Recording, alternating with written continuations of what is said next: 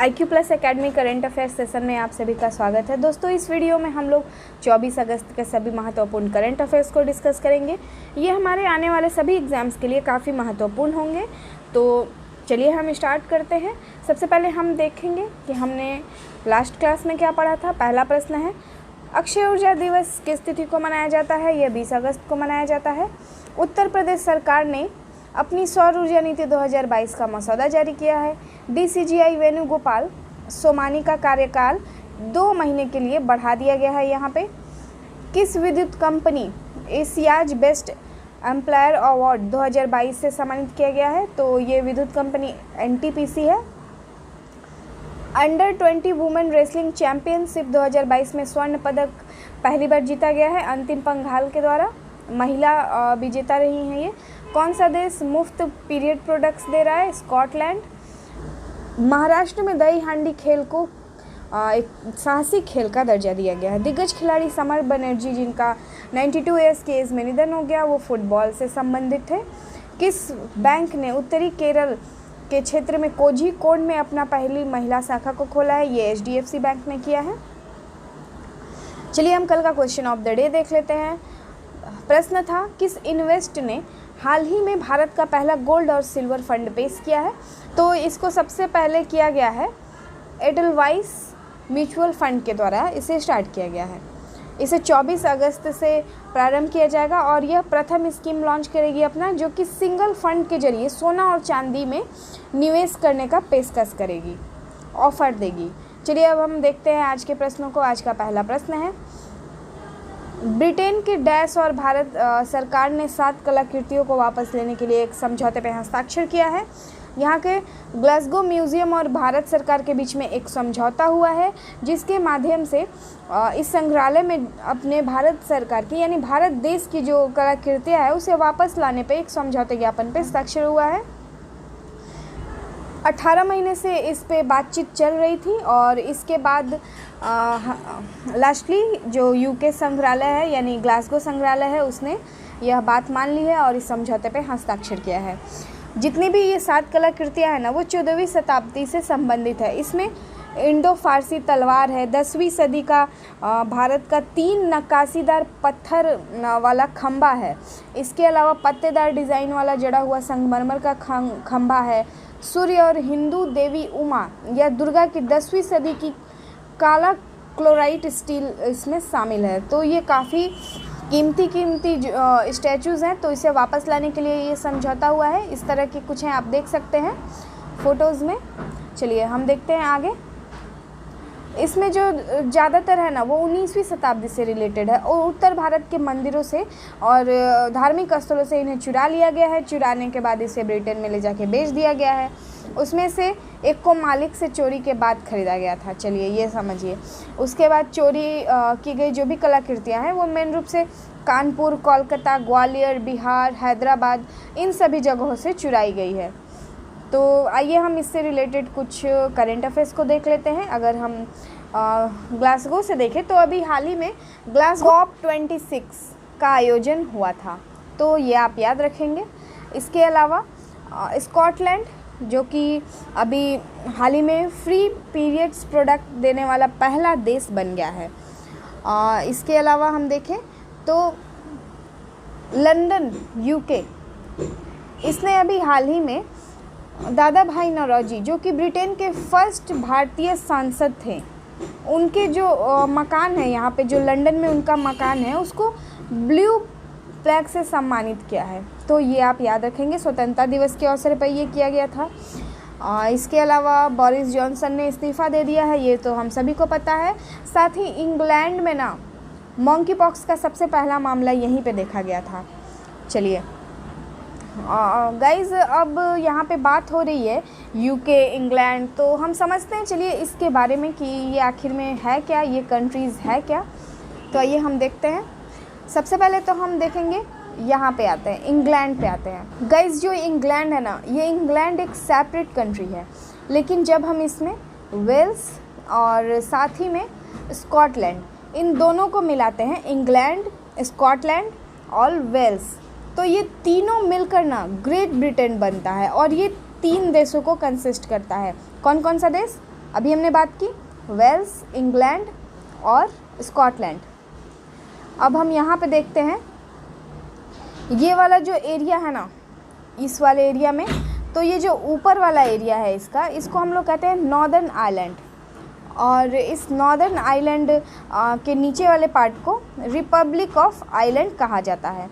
तो गाइस जब ये चार, मतलब कि जब हम स्कॉटलैंड, नॉर्दर्न आइलैंड, वेल्स और इंग्लैंड, इन तीनों को मिलाते हैं तो बनता है the UK of great Britain, या फिर कह लीजिए the UK of northern island. ये चारों देश मिलके, अब समझिए इन चारों देशों के ना अपने अलग अलग कैपिटल्स हैं। तो इनके कैपिटल्स क्या क्या हैं यहाँ पे? सबसे पहले तो हम यहाँ पे आते हैं इंग्लैंड पे, तो देखते हैं इंग्लैंड की कैपिटल क्या है। हम सभी को पता है लंदन है इसकी कैपिटल, साथ ही वेल्स है, तो वेल्स की जो कैपिटल है उसका नाम है कार्डिफ। अब ऊपर आते हैं स्कॉटलैंड के पास, स्कॉटलैंड के कैपिटल का नाम है एडिनबर्ग। और यहाँ पे जो आयरलैंड है यानी नॉर्दर्न आयरलैंड है, इसका कैपिटल हो जाता है बेलफास्ट, यहाँ पे लिखा हुआ है, आप देख सकते हैं। चलिए, और इन चारों देश जो है ना, ये चारों देश मतलब कि वेल्स हो गया, इंग्लैंड हो गया, स्कॉटलैंड हो गया और आयरलैंड, तो ये चारों कंट्रीज़ का ना एक संयुक्त रूप से पासपोर्ट जारी होता है। यूनाइटेड किंगडम के नाम से इनका पासपोर्ट जारी होता है। तो आई होप आप लोगों को समझ में आ गया होगा कि क्या इसमें माजरा है। चलिए अब हम देखेंगे अगले प्रश्न को। किस राज्य सरकार ने क्षेत्रीय परीक्षण प्रयोगशाला स्थापित करने के लिए केंद्रीय विद्युत अनुसंधान CPRI के साथ समझौते ज्ञापन पर हस्ताक्षर किया है? छत्तीसगढ़ गवर्नमेंट ने इस समझौते पर हस्ताक्षर किया है। MOU का फुल फॉर्म क्या होता है आप यहाँ देख सकते हैं, मेमोरेंडम ऑफ अंडरस्टैंडिंग इसका फुल फॉर्म होता है, तो ये आप याद रखेंगे। CPRI ने रायपुर जिले में एक क्षेत्रीय परीक्षण प्रयोगशाला स्थापित करने के लिए छत्तीसगढ़ सरकार के साथ एक समझौते ज्ञापन पर हस्ताक्षर किया है। इसके अनुसार प्रयोगशाला में transformer, energy meter, transformer, oil और बिजली से जुड़े जितने भी यहाँ पे इलेक्ट्रिक इक्विपमेंट्स होते हैं ना, उन सभी की जांच की सुविधा स्टार्ट की जाएगी। अगर हम यहाँ पे केंद्रीय विद्युत अनुसंधान संस्थान का स्थापना कब हुआ था ये देखें तो ये 1960 में हुआ था, और साथ ही इसका हेडक्वार्टर कहाँ स्थित है? बेंगलोर में इसका हेडक्वार्टर स्थित है। यहाँ पे अगर हम ऑप्शंस को कोरिलेट कर लेते हैं तो देखेंगे कि राजस्थान के बारे में देख लेते हैं।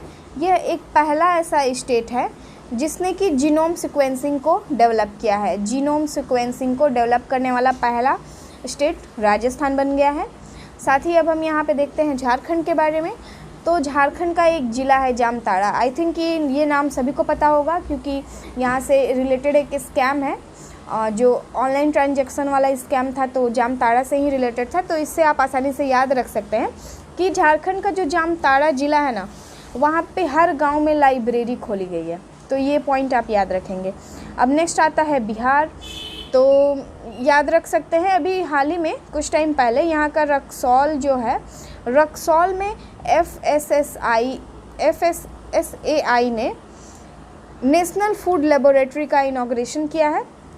चलिए, अगर जब तक बिहार में इसका इनॉग्रेशन नहीं हुआ था ना, उससे पहले इस वेस्ट बंगाल में ले जाके सभी फूड जो होते थे उनका जांच करना पड़ता था, तो इससे काफ़ी दिक्कतें आती थी, लेकिन अब इससे काम काफ़ी आसान हो गया है।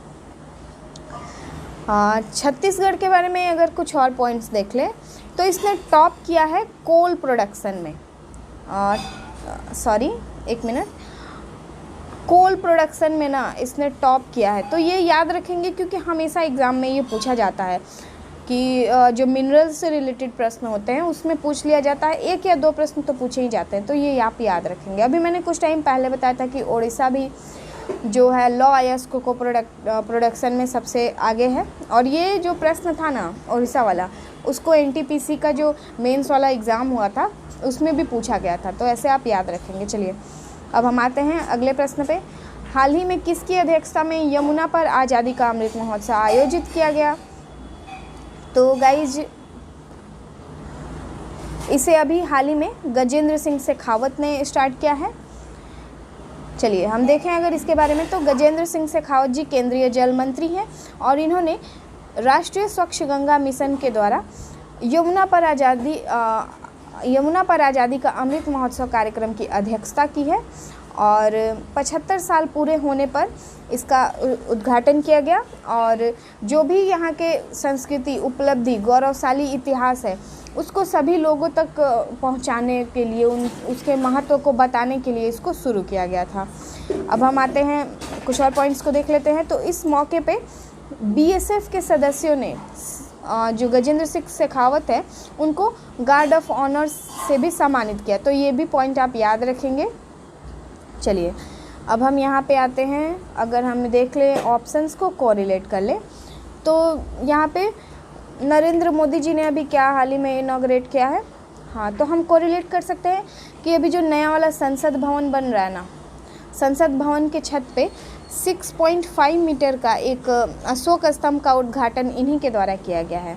अब हम आते हैं यहाँ पे स्मृति ईरानी के पास। तो इन्होंने तेलंगाना में अभी हाल ही में एक वन स्टॉप सेंटर की उद्घाटन किया है। वन स्टॉप सेंटर क्या होता है? महिला के प्रति जितनी भी हिंसा होती है ना, उसके लिए इससे मदद पहुंचाई जाती है, मतलब राहत के लिए मदद पहुंचाई जाती है। जितेंद्र सिंह, तो अभी इनको इससे कोरिलेट कर सकते हैं कि रोशनी नाम से इन्होंने एक लैंप बोल रहे या लालटेन बोल रहे, तो इन्होंने सैलाइन वाटर लालटेन का उद्घाटन किया है। तो आप याद रख सकते हैं इन सभी पॉइंट्स को। अगला प्रश्न है, किस अंतर्राष्ट्रीय हवाई अड्डे का नाम शहीद भगत सिंह के नाम पे रखा जाएगा? तो ये चंडीगढ़ हवाई अड्डा है, इसी का नाम भगत सिंह के नाम पे रखा जाएगा। हरियाणा और पंजाब की सरकारों ने संयुक्त रूप से यह सहमति दी है कि यहाँ के अंतर्राष्ट्रीय हवाई अड्डे का नाम चेंज करके भगत सिंह के नाम पे रख दिया जाए। आगे अगर हम देखें और पॉइंट्स को, तो अब से इस एयरपोर्ट को शहीद भगत सिंह के एयरपोर्ट नाम से जाना जाएगा। चलिए हम देखते हैं यहाँ पे एक और इम्पॉर्टेंट पॉइंट है कि अभी हाल ही में पंजाब के राज्यपाल ने पंजाब राज्य विधानमंडल सदस्य यानी पेंशन और चिकित्सा सुविधाएं नियमन संशोधन विधेयक 2022 को स्वीकृति दी है।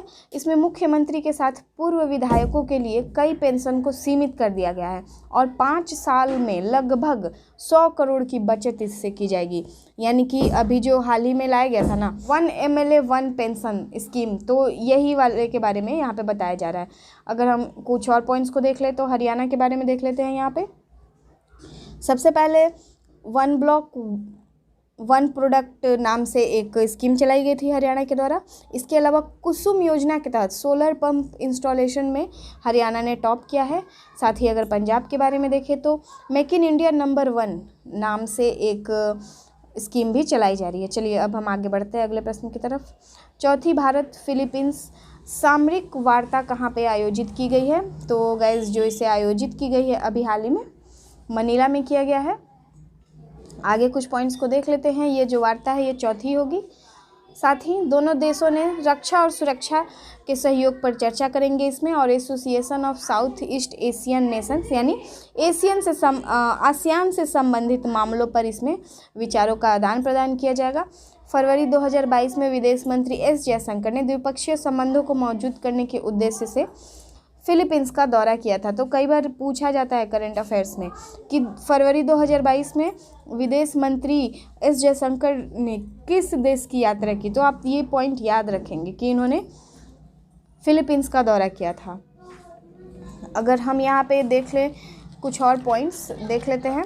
आइए, तो गाइज़ अगर हम देखें आगरा अभी क्यों चर्चे में रहा था, यहाँ पे 41वां हुनर हाट का इनॉग्रेशन किया गया था जो कि मई में हुआ था।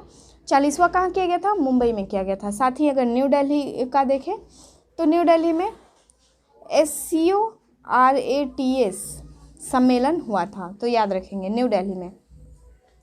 लिस्बन में क्या हुआ था?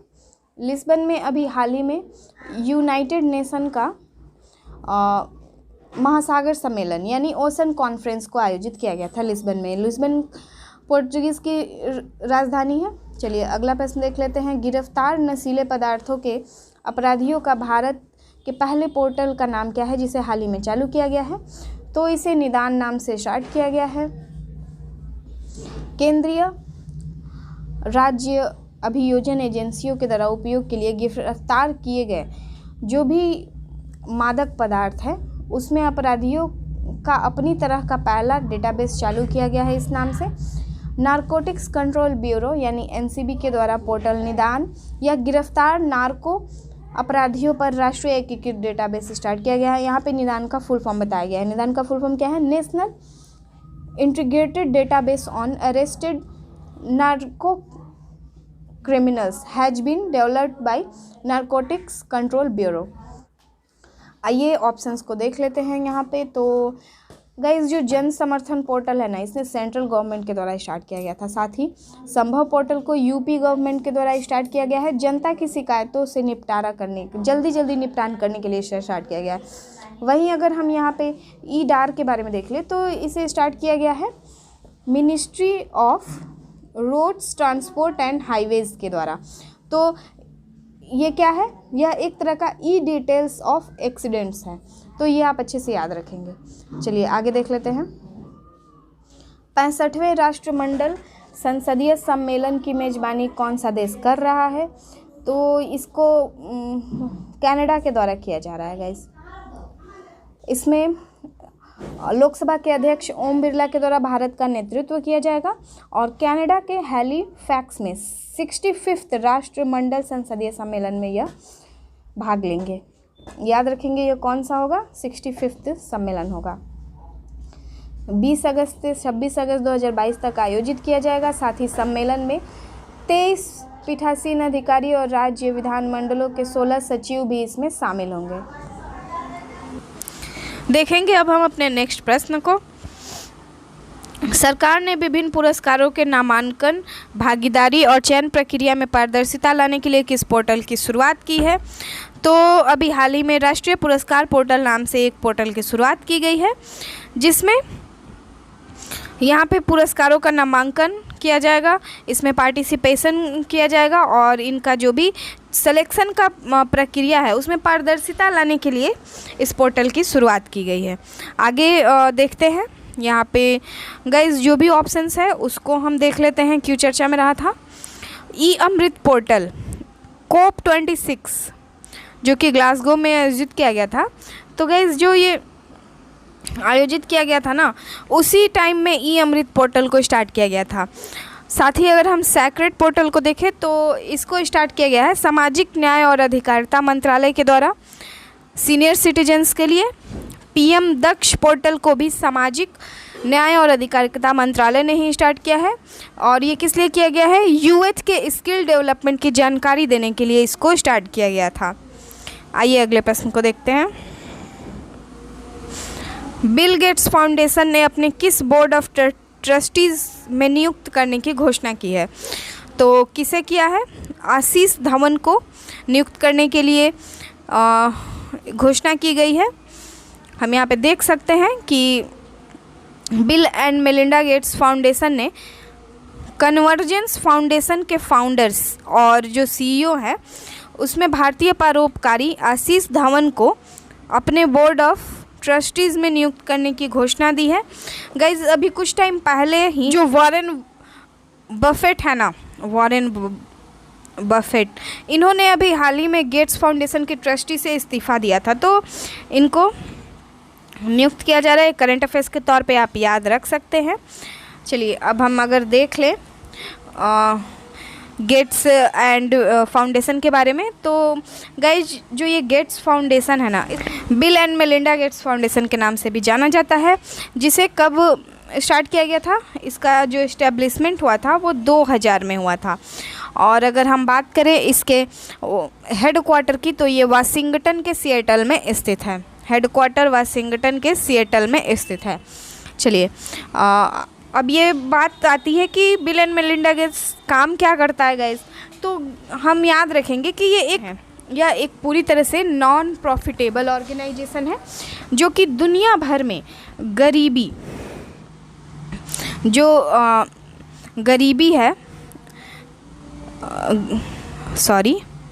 गरीबी हो गया या फिर शिक्षा से रिलेटेड जो भी परेशानी हो गई, असमानता, बीमारी, इन सभी चीज़ों से को सीमित करने के लिए, कम करने के लिए, ख़त्म करने के लिए यह फाउंडेशन काम करता है।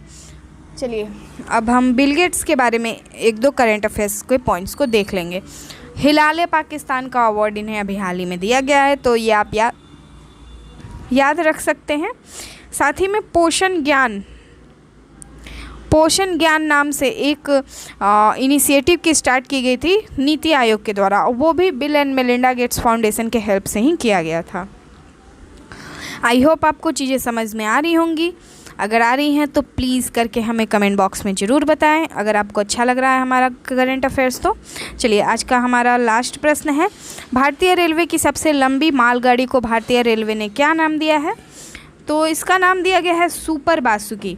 गाइस, जो इससे पहले लंबा मालगाड़ी थी ना, उसका नाम सिर्फ बासुकी था, लेकिन अब जो आया है ना, उसका नाम सुपर बासुकी रख दिया गया है। अगर हम बात करें कि इसमें कितने डब्बे हैं, तो 295 रेल डब्बे हैं। साथ ही 3.5 किलोमीटर लंबी यह गाड़ी है, जो कि 15 अगस्त को छत्तीसगढ़ के कोरबा से नागपुर के राजानंदन गांव के बीच 27,000 टन कोयला को लेकर इसने सफ़र किया था। चलिए अब हम यहाँ पे देख लेते हैं कि कुछ ट्रेन्स का नाम दिया हुआ है, वो अभी हाल ही में करंट में क्यों बनी हुई थी। तो दोस्तों, अभी जो मिताली एक्सप्रेस है ना, उसको 1 जून को इंडिया और बांग्लादेश के बीच में स्टार्ट किया गया। ये ट्रेन काफ़ी पहले से भी चलती थी, लेकिन कोविड-19 के बाद यह पहली बार स्टार्ट किया गया था 1 जून को ही। ये ब्रह्मपुत्र मेल, तो दोस्तों जो ब्रह्मपुत्र मेल है ना, वो टोटली बिजली से चलने वाली पहली ट्रेन बन गई है। ब्रह्मपुत्र मेल पूरी तरह से बिजली से चलने वाली ट्रेन है। साथ ही यहाँ पे हावड़ा कलका मेल एक है। तो गाइस, जो ये हावड़ा कलका मेल है ना, इसका नाम बदल के रखा गया है नेताजी सुभाष चंद्र बोस के नाम पे। तो ये चीज़ें आप याद रखेंगे। तो दोस्तों, आप बताएं हमें हमारा कमेंट बॉक्स में कि आपको हमारा करंट अफेयर्स का सेशन कैसा लग रहा है। चलिए हम देखते हैं क्वेश्चन ऑफ द डे का। हाल ही में सरकार ने डैश को जीआई टैग प्रदान किया है। तो ये जो सारे हैं ना, वो बिहार के जीआई टैग प्राप्त सामान है, मतलब जीआई टैग प्राप्त प्रोडक्ट्स बोल सकते हैं। तो आप बताएंगे कि अभी हाल ही में किसको दिया गया है। दोस्तों, मिलते हैं नेक्स्ट डे आपसे। लेकिन जैसा कि हम बोलते हैं, आप अगर हमारा करंट अफेयर्स देख रहे हैं और आपको अगर अच्छा लग रहा है तो प्लीज़ करके हमें बताएं कि आपको कैसा लग रहा है। अगर कोई भी सजेशन है सुधार के लिए तो आप वो भी बताएं, हम ज़रूर करेंगे अपनी तरफ से। मिलते हैं गाइज नेक्स्ट डे, तब तक के लिए धन्यवाद और जय हिंद।